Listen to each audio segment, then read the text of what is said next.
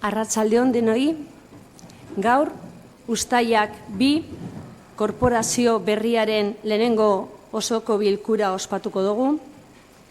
Legegintzaldiko lehenak izaten diren moduan, antolaketa eta organizaziorako erabiliko dugu ez ohiko bilkura hau. Badakizuen moduan, nire lehenengo osoko bilkura da hau, eta esan behar dizuet, urdurik nagola eta nobata naizenez, seguro akats bat baino gehiago egingo dut, eta barkamenak eskatzen dizuet hasi baino lehenago. Gai ordenarekin hasteko, lehenengo puntua, alkateare zenbait ebazpen berri emotea. Ramon? Bai, arratsaldeon.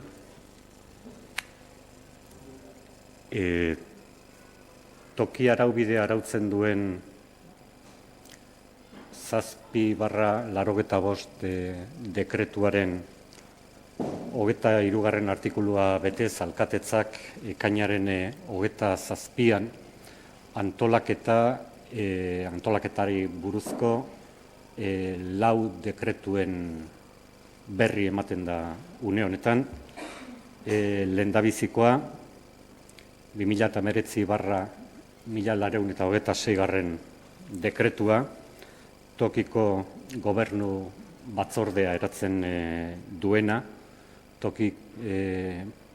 gobernu batzordea alkatetzak burutuko du gehi zinegotzi hauek: Julián Ríos Santiago jauna, Iker Urquiz Aquiles jauna, Aritz Bravo Zubillaga jauna, Ane Abantzabalegi Areitio Andrea, Marian Bilbatua Pérez Andrea, Neskutz Rodríguez Orbazabal Andrea eta Jorge Varela Dorrio jauna.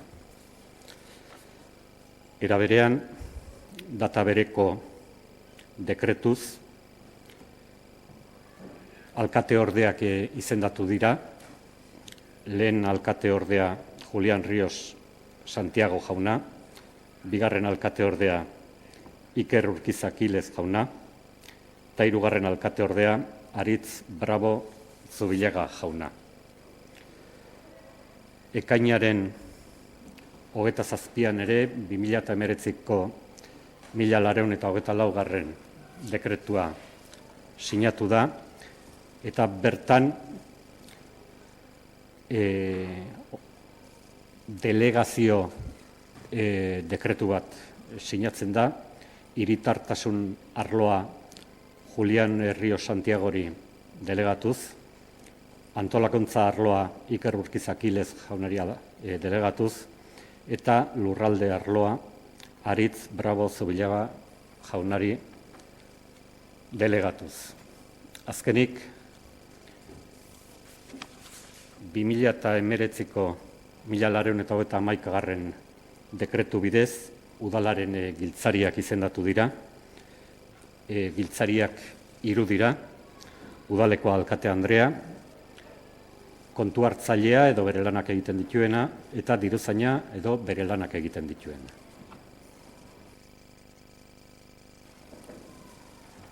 Eskerrik asko, idazkari jauna. Bigarren puntua, talde politikoen eraketa eta bozeramaileen izendapenaren gaineko berri emotea.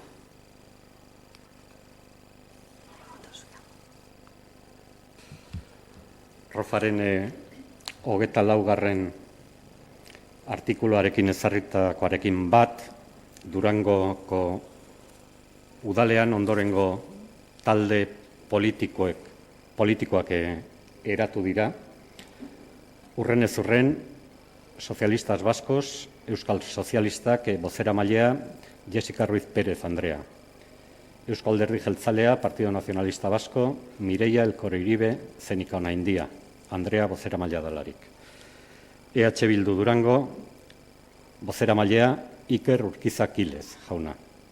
Eta herriaren eskubidea, bozeramailea Julián Ríos Santiago jauna. Eskerrik asko. 3. puntua, osoko bilkuren aldizkakotasuna. Ramon, mesedez.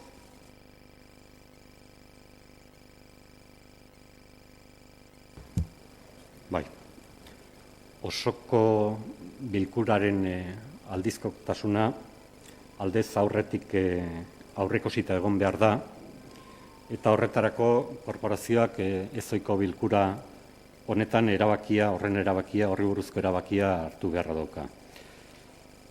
Oinarrizko toki erregimena arautzen duen legearen 46.2 artikularen arabera, udalak hilabetero egin beharra dauka osoko bilkura gutxienez, eta gobernu taldearen proposamena hileko azkeneko asteazkenean egitea da arratsaldeko 6etan, uztaila eta abenduan astebete lehenago egingo dalarik, aurreratu egingo dalarik, astebetez.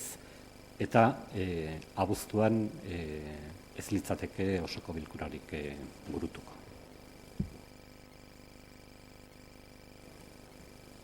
Eskerrik asko, idazkari jauna. Behin azalpenak emonda, hitza emongo diegu alderdiei. PSE. Nosotros estamos de acuerdo con la fecha y la hora. Creemos que las 6 de la tarde está bien, ya que por un lado permite que la ciudadanía participe en ellos y es una forma para poder conciliar la vida laboral y familiar. EAJ. Bai, guke ados bozkatuko dugu, ondo ikusten dugu egindako proposamena, arratsaldeko 6etako ordua ondo iruditzen zaigu, aldizko katozanua bebai hilabetean behin, normala danez, ondo ikusten dugu, eta bai eskatzen duguna, da beti informazioa eta garaiz ematea, alde horretatik edo zentzu honetan, eskertu nahi dut, gaurkoan adibidez, informazioa etzan emon bere denborarekin, beharrezko denborarekin, baina oraintzu komentatu izan dugunez, azkenean atzeratu egingo dira puntu horiek, eta eskertzeko modua da, zuen iritzi ona hori onartzeko, eta aurrerantzean ere, espero dugu horrela izatea, guk gure oposizio lana ondo egin alizateko uste dugulako oso garrantzitsua dela informazioa beti garaiz izatea eta horrela izatea eskatuko dugu. Eta gero beste gauzatxo bat, bai gustatuko litzaidake, mesedez kontutan izatea egindako eskaera, bozeramaile batzordean egin genuen eskaera, posible izango balitz, gure taldea elkarrekin egon ahal izateko, 8 elkarrekin egon ahal izateko, aukera bintzat aztertua izatea. Badakigu, azkenean altzeiru hauek ez direla oso erosoak horretarako, eta ez dutela malgutasun handirik ematen, baina posible izango balitz, bai gustatuko litzaidake mesedez hori ere aztertua izatea. Eskerrik asko. Herriaren eskubidea. Arratsaldeon y arratsaldeon a toda la gente que ha venido al pleno, así conseguimos que se llene y que estén los plenos llenos de gente, llenos de ciudadanos y ciudadanas de Durango y de otros municipios.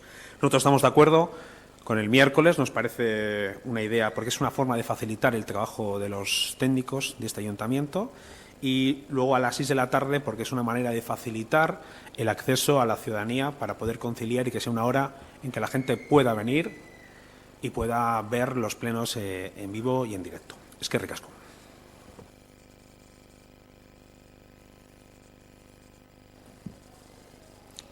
Euskal Herria Bildu. Bai, arratsaldeon guztioi. Gu hori proposatu dugu 6etan izatea, plenoak, eta horretarako parte hartzea bermatzeko, herritarrei aukera edukitzeko hona etortzea eta parte hartzeko. Eskerrik asko.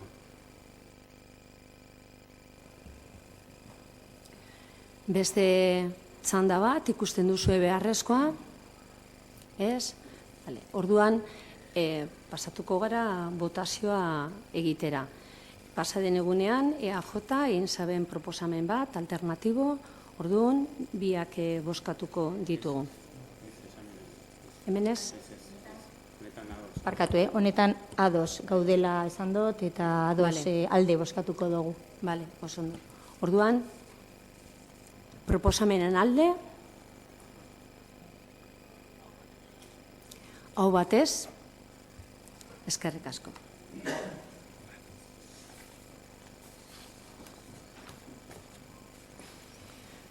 Urrengo puntuak, laugarrena eta bosgarren puntua dagokiela, osoko bilkura, orduko batu gara, bozeramaileak eta aho batez erabaki dugu puntu hauek gai ordenetik kendu eta honen eztabaida atzeratzea. Honen arrazoia EAJak sartutako eskarea, idatzi bat, da, zeinetan gai jorratzeko denbora falta dela eta. Eskaera honi kasu eginik, urrengo osoko bilkurara atzeratzen da, proposamenen eztabaida.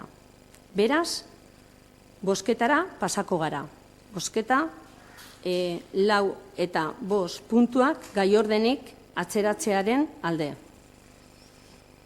Alde? Hau batez, onartzen da.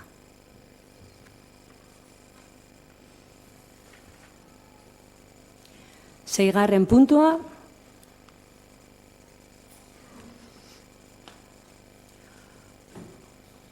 ondorengo batzordeak eratzea. A. Informazio batzorde iraunkorrak. B. Erakunde autonomoen zuzendaritza batzordeak. Eta C. Enpresa publikoen administrazio kontseiluak. Iker?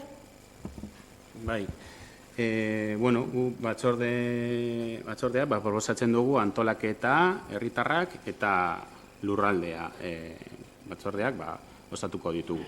9 kidekoak izango dira, eta 3 EH Bilduentzako, beste 3 PNV-entzako, 2 herrian eskubidentzako eta 1 alderdi sozialistaentzako. Gero, erakunde autonomoetan, Durango Kirolak, Euskaltegi, Musika Eskola eta Astarloa Kulturgintza erakunde autonomoak osatuko ditugu. Momentuz, estatutoak aldatu arte, 6 kideekin osatuko dugu, eta holan izango dira. 2 herrian EH Bilduentzako, beste 2 PNV-entzako, beste 2 Euskal Herrian Eskubideaentzako eta 1 alderdi sozialistaentzako. Gero, 9 kidekoak izango dira, batzorde bezalakoak. 3, 1, 2. Eta gero, enpresa publikoen, Landako Erakustazoka eta Durango Eraikitzen izango dira, eta hemen ere, momentuz, estatutoak aldatu arte, 6 kidekoak izango dira, erakunde autonomoen bezalaxe.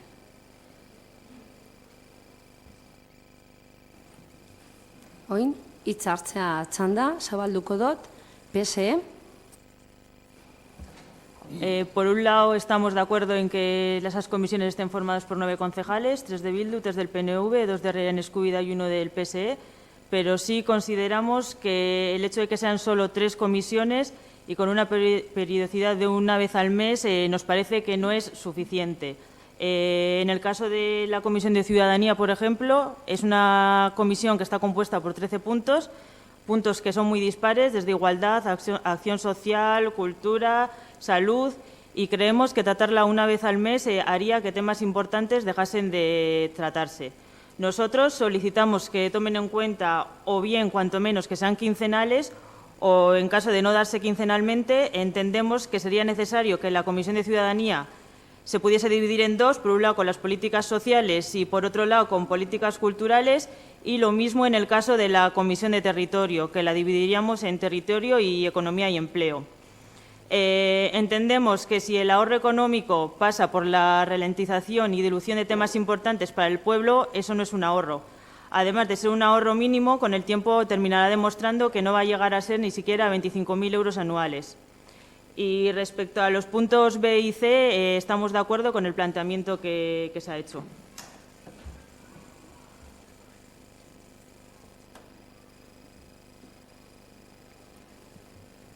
EAJ. Eskerrik asko. Guk uste dugu gutxienez lau batzorde egon beharko liratekela benetan hauek operatiboak izateko. Gure proposamena izango litzateke alde batetik antolakuntza, beste alde batetik lurraldea, beste batetik promozio ekonomikoa eta beste batetik herritarrak. Hori izango litzateke gutxiengo proposamen bat benetan batzorde hauek operatiboak izateko eta azkenean maizkotasuna handiagoa izan beharko litzateke ere.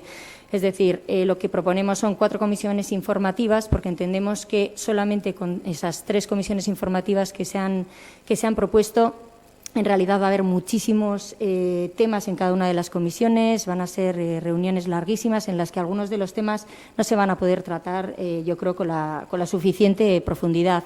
Sobre todo, entendemos que esto puede pasar en territorio donde los temas de urbanismo y obras, movilidad, etcétera, suelen ser temas que requieren muchísima profundidad, son expedientes muy extensos y esto restaría importancia a un tema que para nosotros es fundamental, sobre todo en estos momentos, como es la promoción económica, que englobaría promoción económica, formación, empleo, comercio y turismo. Entendemos que esta comisión es necesaria en estos momentos para impulsar la actividad económica, comercial y turística de Durango en un momento en el que hay sobre la mesa grandísimos retos estratégicos como son la dinamización del comercio, la renovación de la plaza del mercado, también el momento fundamental que está viviendo el sector de la automoción con toda la renovación tecnológica que está viviendo, el avance hacia la sostenibilidad, nos parece que es fundamental. Además, como decía, proponemos también aumentar la periodicidad planteada. Se planteaba una sola reunión mensual por comisión. Nos parece que es insuficiente. Consideramos que debería de ser como mínimo 2 reuniones al mes y además consideramos que como mínimo debería de haber una antelación de 15 días con respecto al Pleno para que realmente podamos trabajar esos temas con la suficiente antelación, los podamos discutir tanto con el personal técnico del Ayuntamiento como también con personal experto en cada una de las materias para que podamos hacer propuestas de mejora, etcétera. Y por último también otra de las modificaciones que planteábamos es incluir la participación en la Comisión de Organización y Gobernanza. La participación en estos momentos en la propuesta del equipo de Gobierno está incluida en la Comisión de Territorio. Nosotros entendemos que la participación tiene que ir intrínseca a todas las políticas de este ayuntamiento, no solamente en aquellos expedientes, digamos, de territorio, es decir, de urbanismo o de movilidad, sino que la participación tiene que ser una de nuestras máximas en la forma de hacer política municipal. En cuanto a lo que es la composición, bueno, entendemos el planteamiento que hace el equipo de Gobierno. Nosotros también creemos que, en realidad, la alternativa más acorde con la representatividad lograda en las urnas el pasado 26 de mayo por cada uno de los grupos municipales, por cada uno de los partidos políticos, sería 4, 3, 2 y 1. Eso entendemos que es la alternativa que más se acerca a la representatividad que cada uno de los partidos políticos hemos obtenido en las urnas. No obstante, bueno, entendemos la postura del Gobierno, como decía. Herriaren eskubidea. Bueno, en este tema nosotros obviamente apoyamos este modelo. Creemos que es un modelo de modernización de la Administración. Es la reorganización de las estructuras políticas y administrativas del Ayuntamiento con el fin de favorecer su simplificación, racionalización, eficiencia y eficacia. Vamos a hacer algo que hasta no se estaba haciendo, es decir, es un mecanismo en el que ya va funcionando a nivel interno, a nivel técnico y, por una vez, y que no sea la primera ni la última, en la clase política tenemos que escuchar y atender a ese funcionamiento interno. Aquí se ha comentado algunos temas así puntuales, como es la participación. Yo les puedo decir que la participación es transversal. De hecho, nosotros, por lo menos cuando estamos en la oposición, así lo entendíamos y así lo hemos practicado. Y sea participación, feminismo, euskera y otros temas, aunque estén ubicados en un espacio, estructuralmente, organizativamente, la forma de funcionar es transversal. En ese sentido, no va a haber ningún problema en tratar los temas o comisiones extraordinarias. Los temas que haya que tratar de una forma extraordinaria se tratarán de una forma extraordinaria. Que aquí nadie piense que se van a dejar tratar los temas. Todos los temas se van a tratar. Y si a veces nos da tiempo, igual para este pleno, porque requerimos tiempo para tratar, para debatir, pues se pueden llevar al siguiente pleno. No se va a quedar nada en el tintero ni en los cajones como otras veces pasaba. Entonces, es una apuesta de modernización, es una apuesta de simplificar los sistemas y, sobre todo, un sistema de coordinación interna en el que antes quizás las diferentes áreas estaban un poco desconectados entre sí. Esto va a garantizar la buena sincronía entre la parte técnica y la parte política. Eskerrik asko. Euskal Herria Bildu. Bueno, nosotros presentamos esta propuesta, evidentemente, para dar respuesta a la organización interna del ayuntamiento, ya que la parte técnica, pues así lo viene haciendo. Se trata de un funcionamiento novedoso para Durango y creemos que va a redundar, evidentemente, en una mejor eficacia y eficiencia de la gestión. En definitiva, para que redunde en la ciudadanía, para que redunde en un ayuntamiento que escucha y que responde a las necesidades de su pueblo, ¿no? Es por ello que tanto la alcaldía como las 3 presidencias, que además de gestionar las diferentes áreas, pues vamos a atender a las personas, a las elkartes, a los barrios, en las diferentes reuniones que ya se han puesto en marcha y de las que se van a poner en marcha. Como decía el compañero Julián, evidentemente tiempo va a haber para tratar las cosas. En las comisiones no se trata de una comisión para un pleno todos los temas. Hay temas que evidentemente requieren más tiempo y se les dará el tiempo que precisen, lo mismo que la información estará a disposición con el tiempo suficiente y demás.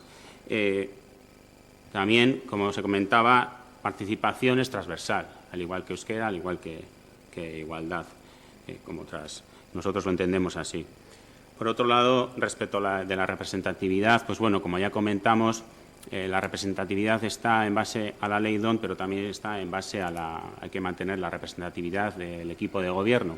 Entonces, ambas cosas, la representatividad del equipo de gobierno, pues la cumple con la propuesta que proponíamos nosotros, ¿no?, de 3-3-2-1.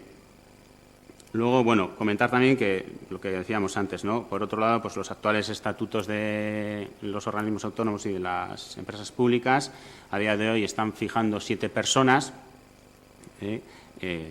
y para evitar tener que andar cambiando legislatura tras legislatura al inicio de estas, pues proponemos en el siguiente pleno cambiar los estatutos de tanto las juntas como los organismos autónomos y establecer una horquilla de entre 5 y 11 personas para que esa horquilla nos permita no tener que andar a inicios de legislatura cambiando en función de las mayorías que se den.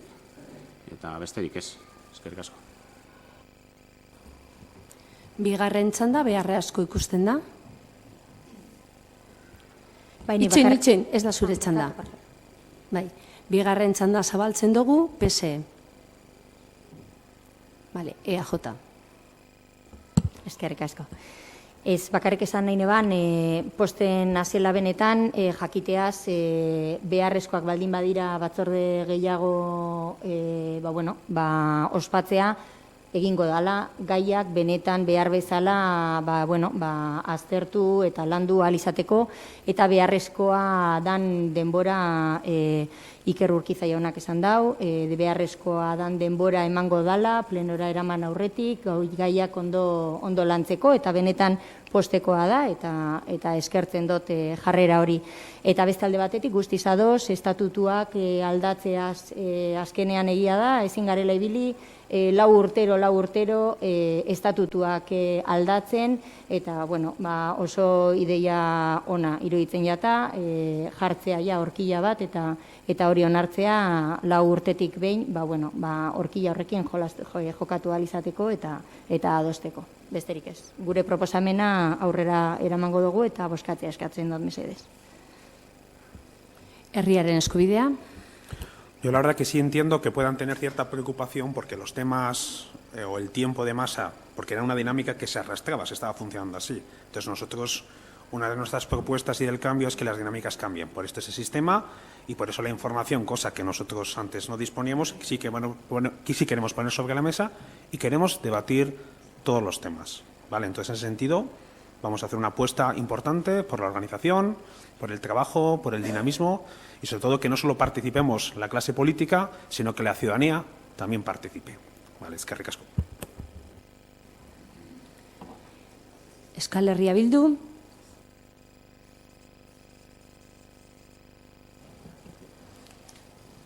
Joango gara, bozkatzen, puntu.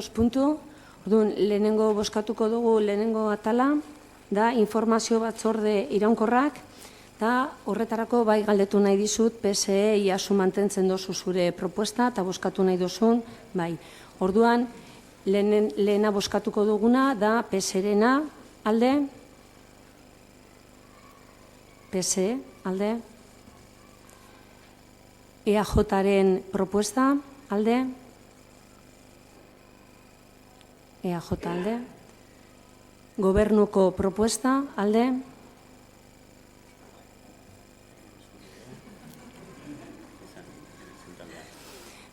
Herriaren Eskubidea eta Euskal Herria Bildu. Berez, onartzen da, 3. 2. punto, erakunde autonomoen zuzendaritza batzordeak. Hemen propuesta bat bakarrik dau, bai, alde,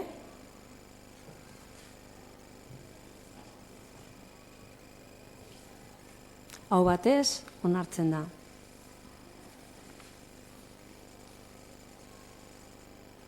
Hirugarrena, enpresa publikoen administrazio kontseiluak, alde,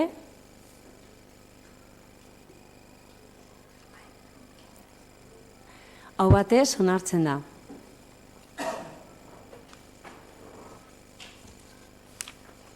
Zazpigarren puntua, udalbatzaren ordezkariak izendatzea osoko bilkuraren eskuduntzakoak diren organo kolegiatuetarako. Iker?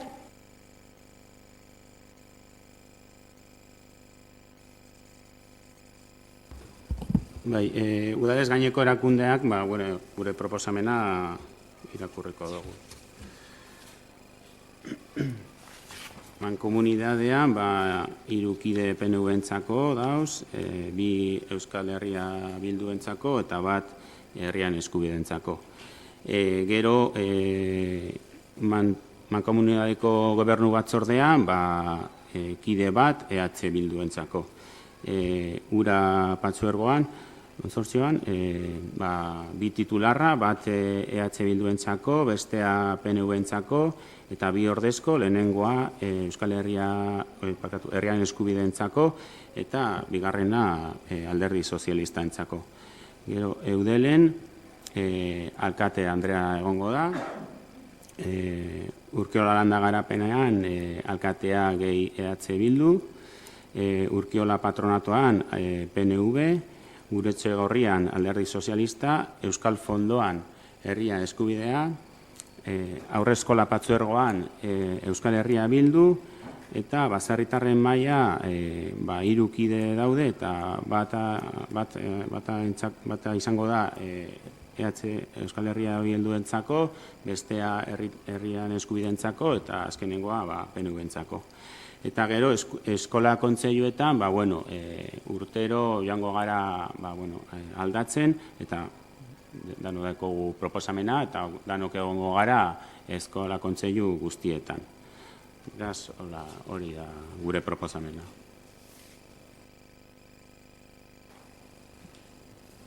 Bozeramaileen txanda hitz egiteko, PSE. Nosotros estamos de acuerdo en todo y creemos que el planteamiento de rotar en los colegios es un buen planteamiento, ya que así podemos conocer un poco todos a todos los colegios y ellos nos pueden conocer a nosotros, pero sí que creemos que igual el rotar todos los años puede ser contraproducente. Creemos que es más conveniente que esa rotación se pueda hacer cada 2 años. Así creemos que podemos conocer más en profundidad la realidad de cada uno de los centros y además así se les da a ellos una mayor seguridad y más confianza sobre todos nosotros. Entonces nosotros proponemos que esa rotación en vez de anualmente sea cada 2 años. EAJ? Bai, guk oso ondo ikusten dugu rotazioa eskola kontseiluetan, baina, guk guztiz ados gaude PSOE-ko bozeramaileak esan duen, azkenean planteamenduarekin, ez? Gure ustez urteko rotazioa larregizkoa da, uste dugu beharrezkoa dela, eskoletan eta dagozan proiektuak benetan ezagutzeko eta beraiei lagundu alizateko 2 urteko EPEA behintzat aldatu arte. Eta gero, pena apurtxo bategaz ikusi dugu guk planteatu gendun eskola kontseiluen rotazio hori, ez? Azkenean, sorteo baten bidez egitea. Uste dugu hori dala modurik egokiena, ez ikusteko, egia da, batzartu garenean eskola batzuekin, ez, ikusten zutela beraiek, agian dagozala batzutan, ez dakit nola esan, ez, baina ideia batzuk, eskola batzuk daudela lotuago, agian, alderdi politiko batekin, edo beste batekin, edo dana dalakoan. Horrelakoak apurtzeko guztiz, eta inolako horrelako izpirik ez egoteko, gure planteamentua zan sorteotxo bat egitea, eta horrela ez dago inolako arazorik, baina ez da planteamentu hori onartu, eta aprobapena gaze hartzen dugu. Gero bestalde, orokorrean egindako beste distribuzioa ondo ikusten dugu, ez dugu arazo larririk ikusten, baina bai, aipatu nahiko nuke, ADR Urkiola Landa Garapeneren kasuan, alkatea gehi EH Bildu planteatzen dozuela, kasu honetan 2 ordezkari dira EH Bilduren aldetik, eta gu, uste dugu alderdi boskatuena izanik, 8 zinegotzi izanik, mereziko genukela horregotea. Besteekin, uste dugu gutxi gora bera planteamentua nahiko justoa dala, eta ez dugu beste arazorik, baina bai, egindako proposamenak eta ez dakit apurtxo bat gehiago aztertzea eta aukera gehiago izatea adostasunetara eta heltzeko. Eskerrik asko. Herriaren eskubidea? Nos apoyamos esta propuesta, nos parece una propuesta nueva, fresca, dinámica, en el que está elaborada desde la escucha activa. Llevamos mucho tiempo en el que determinados elementos se estaban llevando a cabo por mismos partidos, independientemente de cuál, y esto va a generar una manera de conocer realmente todos los espacios que rotemos en 4 años anualmente, y es una manera de empaparnos, porque nuestra responsabilidad en los consejos escolares, por ejemplo, es de escucha activa y de transmitir a la institución aquellas demandas que procedan de estos centros escolares. Entonces, creemos que la mejor manera de garantizar de que todos los partidos vean diferentes colegios y centros y consejos escolares es la propuesta que llevamos a cabo. Vuelvo a repetir que está elaborada desde la escucha de los diferentes entes, diferentes espacios, y creemos que recoge un poco ese sentir. Creemos que tenemos que mirar un poco más allá de este escenario, de este pleno, y la gente también tiene opinión. Eskerrik asko. Euskal Herria Bildu. Gu hori pentsatzen dugu, proposamen ona dala, eta, danok dekogu zerbait, zuek eskatu duzue batzuk, baina, eskatu duzue zuen gustokoenak, eta, gero besteak, sorteoren bidez, eta, edo danak, edo batez ere, ezta. Gero, gu hori proposatzen dugu, horrela mantentzea, eta holan ikusten dugu. Bozkatzera pasatuko gara, bakarrik galdera bat, EAJ, zeuek nahi duzue aurkeztea zeuen proposamena sorteorena? Bai, gustoko jaten planteatzea sorteoaren proposamena, gehi Urkiola Landa Garapen Bildu eta EAJ egotea, eta gehien bat mantentzeagatik bebai PSOEk ere esan dauen moduan 2 urteko proposamena. PSOErena da beste propuesta bat. Vale.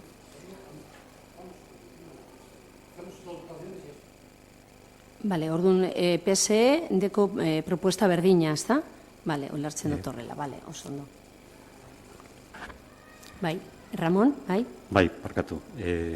Proposamena bozkatu eta gero, talde politiko bakoitzak atxiki egin beharko luke, bere ordezkariak atxiki egin beharko lituzke batzorde, enpresa eta junta bakoitzari. Horretarako talde bakoitzaren bozeramaileak idatziz aurkeztu beharko luke idatzia adiraziz zeintzuk izango diren atxiki beharreko ordezkaria. Batzordeak eta eratu ahal izateko 150 izendapenak eginda egon behar dira.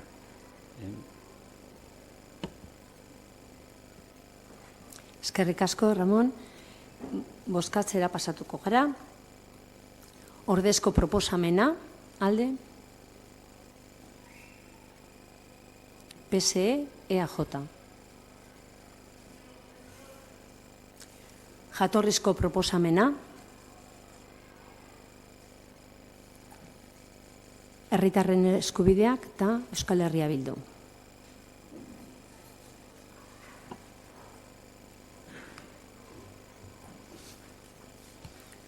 Zortzigarren punto, udaleko kontratazio maila eratzea eta osatzea. Ramon, mesedez.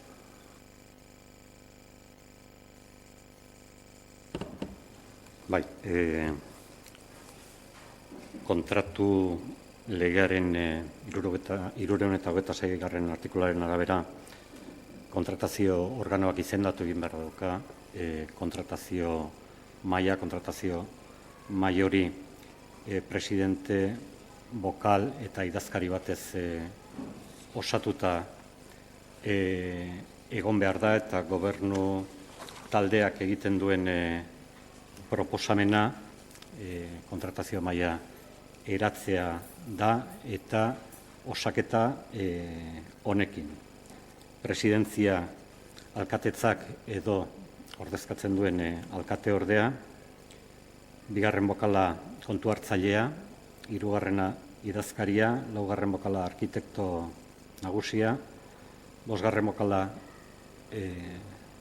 erakunde autonomaen gerentea, seigarren bokala kontratuaren ardura duen sailaren teknikari bat eta idazkari gisa idazkaritzako administrari bat.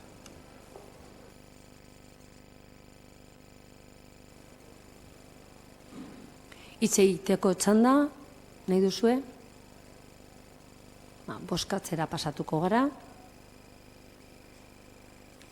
Alde? Hau batez, onartzen da. Honekin bukatutzat emoten dugu gaurko osoko bilkura. Eskerrik asko hurbildu zareten guztiei eta nire partez plazer bat hemen jesartzea. Eskerrik asko.